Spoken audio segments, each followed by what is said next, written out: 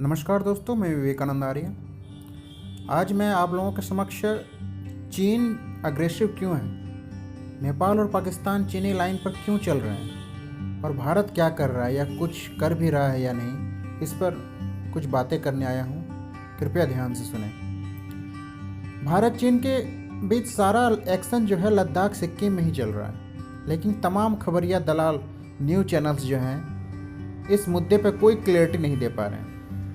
हमारे मीडिया की चर्चाओं में ऑस्ट्रेलिया के प्रधानमंत्री का समोसा बनाना ही खबर बनता है, जो मात्र एक औपचारिक खबर बनकर भारत ऑस्ट्रेलिया के आपसी सहयोग पर टिक जाती है। अभी हमारे आसपास जो घटित हो रहा है उसे समझने के लिए हमको समझना होगा क्वाड को, QUAD, क्वाड, जो भारत, ऑस्ट्रेलिया, अमेरिका और जापान का चतुष्कोणीय गठबंधन है। दरअसल एक दशक पहले जब इन्हीं चारों देशों के संगठन को बनाने की बात चली थी, उस वक्त ऑस्ट्रेलिया ने चीन के दबाव में अपने कदम वापस ले लिए थे और दूसरी ओर हमारे प्रधानमंत्री मनमोहन जी भी चीन के साथ साझा विजन के ही पक्षधर थे। इस प्रकार बात आई और गई होगी और चीन अपने OROB, one road one belt product के सहारे अपने अश्वमेध यज्ञ पर निर्बाध तरीके से दुनिया जीतने निकल पड़ा था।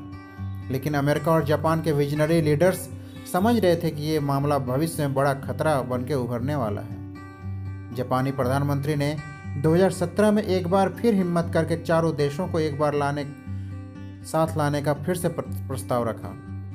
इस बार भारत में नरेंद्र बाहुबली थे, अमेरिका में डेयरिंग ट्रंप और ऑस्ट्रेलिया में भी मन बना चुका था कि इंडो पैसिफिक रीजन में चीन को फ्री पास नहीं दिया जा सकता। जिस क्वाड को एक दशक पहले खड़ा हो जाना चाहिए था, वह 2017 में अस्तित्व में आना प्रारंभ हुआ।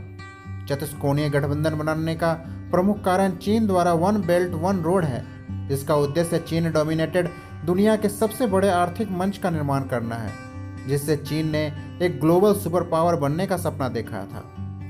चीन का तानाशाही रवैया अपने देश के अंदरूनी मुद्दों पर चलता है, वह उसे पूरे दुनिया में भी चलाना चाहता है।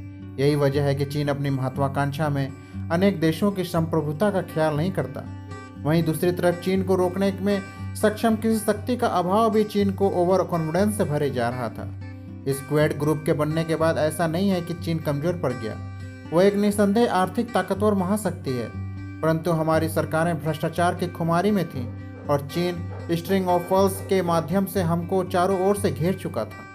वर्तमान में चीन का अश्वमेध यज्ञ का घोड़ा बिना किसी चैलेंज के हमारे यहाँ से सफलतापूर्वक निकल चुका था और हम और आप इस समय IPL और बॉलीवुड के कंटेंट में और पाकिस्तानी मिमिक्री आर्टिस्टों की कॉमेडी, गायकों की गज़लों को रियलिटी टीवी पर देखने में व्यस्त थे।